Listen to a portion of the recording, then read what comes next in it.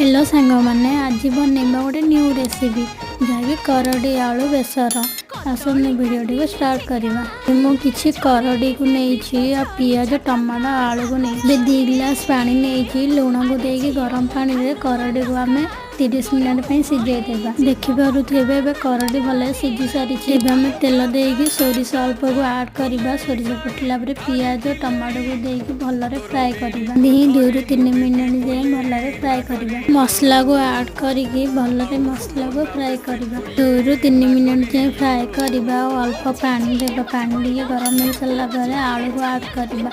आलू और करडी को एमती छोट छोट पीस कर काटिकी नहीं आम आड करवा। आड कर लुण मसला को आड करवा।